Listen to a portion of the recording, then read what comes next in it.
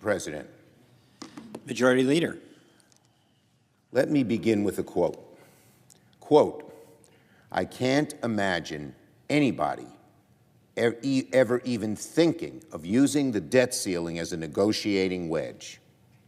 These words are not mine. They're not even the words of a Democrat. They come from former President Donald Trump. For all his terrible flaws, in this case I'd say a broken clock is right twice a day, even Donald Trump understood that what House Republicans today do not, the full faith and credit of the United States must never be taken hostage. Again, to quote President Trump, former President Trump, I can't imagine anybody ever even thinking of using the debt ceiling as a negotiating wedge. Time is ticking before the United States enters into a first-ever default on national debt if things don't change. Yesterday, Speaker McCarthy met with House Republicans in hopes of uniting his party around a single framework of cuts, albeit one that will never become law. Speaker McCarthy's meeting, from all reports, did not go well, to put it lightly. One GOP member said yesterday, I'm still a no. Another from Florida, I think they should go further. I'm in favor of very aggressive cuts. Another from South Carolina, I'm not there yet. We could go on and on with these quotes. Even now, Speaker McCarthy, this is months and months after he proposed making deep cuts as a condition, as brinksmanship, as hostage-taking, to just simply make sure that we avoid default. Even now, he is still very short of the support he needs to pass a debt ceiling bill, because the chasm is too big between moderates and the hard-right extremists who are glad to see the economy taken hostage in exchange for their priorities. As the Washington Post wrote this weekend, many GOP lawmakers and aides admit that it is not even clear whether their emerging plan can actually attract 218 votes.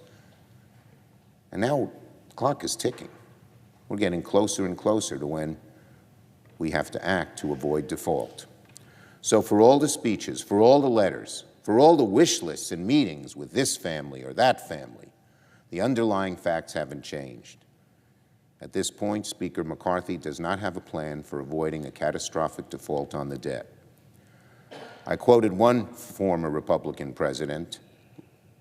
Let me quote another, Ronald Reagan. Ronald Reagan said, quote, debt ceiling brinksmanship threatens the holders of government bonds and those who rely on Social Security and veterans benefits. And, quote, the United States has a special responsibility to itself and to the world to meet its obligations. When Ronald Reagan and Donald Trump say that the Republican strategy led by Speaker McCarthy is folly, you know how far right the whole MAGA Republican House has gone. Things that were accepted a few years ago by very conservative Republican presidents, Reagan, Trump, now seem to be discarded in a headlong rush to make the kind of deep cuts that Americans will never support and to tie it to the debt ceiling, which could head us crashing into default. The solution to this entire mess is staring Republicans right in the face. Do what we did 3 times under Donald Trump and twice under President Biden, and work with Democrats to avoid default without brinksmanship, without blackmail, without hostage-taking. If Republicans drop their hostage-taking and approach Democrats in good faith, the default crisis can be resolved. But if Speaker McCarthy does not change course, he will be leading America into default of not paying our debts for the first time. On Fox News.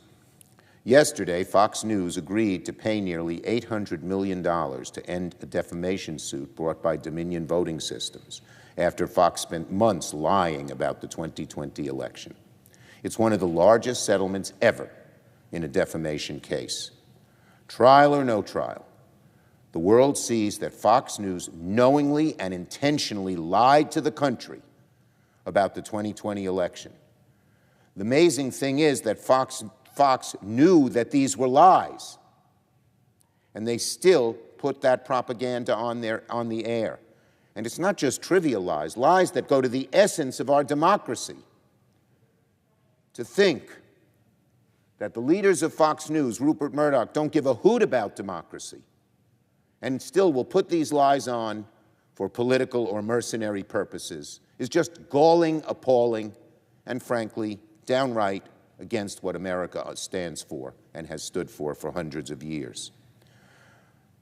Fox commentators spread conspiracy theories and passed them off as news. They spread distrust in our democracy and claimed it was a legitimate concern. So Fox News' legacy and Rupert Murdoch's legacy is forever sealed as the network that sought to undermine American democracy one primetime segment at a time. Fox News' legacy is sealed as the network that has minuscule regard for the truth and will knowingly lie to achieve political and mercenary goals. Even without a single witness taking the stand, what we do know about this case is shocking. Under oath, Rupert Murdoch and the owners of Fox News admitted his hosts were spreading the narrative of the big lie. We're not just throwing rhetoric around here. These are facts. Here's what Murdoch said. Maybe Sean Hannity and Laura Ingraham went too far, he admitted in one email. That's certainly a way to put it.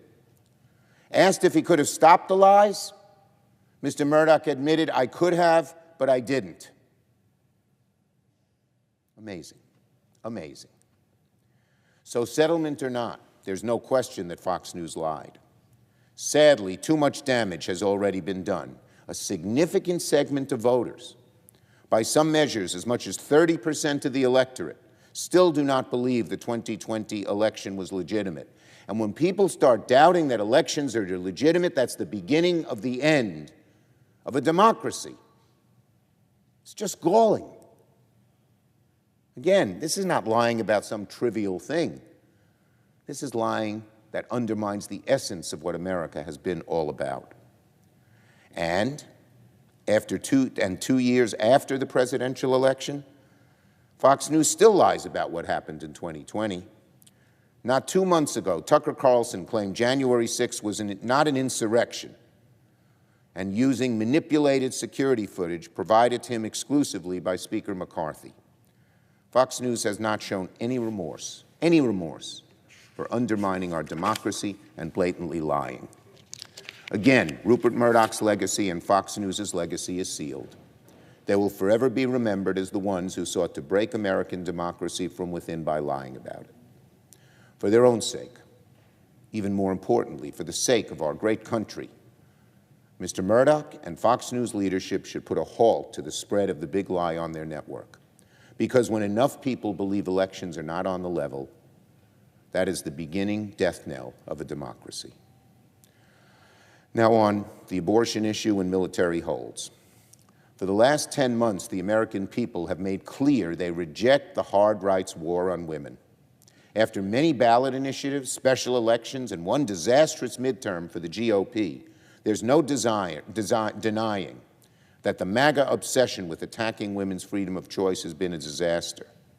And yet, the more Americans reject MAGA extremism, particularly on the issue of choice, the more MAGA Republicans double down. Now, through the actions of one senator, even military families have been taken hostage by the hard right. We are talking about women veterans. We are talking about women who volunteer and risk their lives oftentimes for us. And now this hard right group is telling them they don't have the right to decide what to do when it comes to their bodies and their health care. It's outrageous. The same people on the other side who praise our military and our soldiers are treating women as second-class citizens. That's outrageous. It's outrageous when they do it to all women, but particularly outrageous when they do it to women veterans and women who serve, because they, again, are our heroes and risk their lives for us. And now, Through the actions of one senator, even military families have been taken hostage by the hard right. Today, the senator from Alabama will push legislation that would take away reproductive care for hundreds of thousands of veterans and their families. It's the extreme kind of proposal millions of Americans strongly oppose, and one which, if passed, would gravely harm the health of women, particularly our veterans. Senator Tuberville's legislation is bad on its own, but he's made it even worse because he continues threatening our national security by blocking over 180 military promotions. The Secretary of Defense himself and so many of our leading military figures, past and present, have warned us that this delay is dangerous to the security of America. And what's equally disappointing as the senator from Alabama's reckless action, it's disappointing to see that more of my colleagues on the other side have not yet called out the senator's reckless stunts. I thank those who indeed have raised their voice, but we need more. Republicans who claim to be such supporters of our military all of a sudden have gone mum, silent, when the senator from Alabama risks military security because he believes passionately in something. Every one of us could do this. No one has chosen to do it the way the senator has. It's a new chapter, a sad chapter. We hope it will end soon, because whether publicly or privately, our Republican colleagues go to him and say this is just dead wrong, no matter how passionately he feels. And why is Senator Tuberville doing this? Because he wants to make the health care decisions for the women of our military. He wants to decide that. The military shouldn't decide it. The country shouldn't decide it. The women shouldn't decide it. He wants to make that decision. What arrogance. He's threatening to permanently inject politics into the confirmation of routine military promotions so he can push the MAGA hardline on blocking women's choice. This is the MAGA hard right in a nutshell. Eliminate women's choice at all costs, even at the cost of our national defense. I urge my colleague, sincerely, passionately, as passionate as he is, maybe more so, to drop his hold, and I will certainly oppose this measure later today. Yield the floor.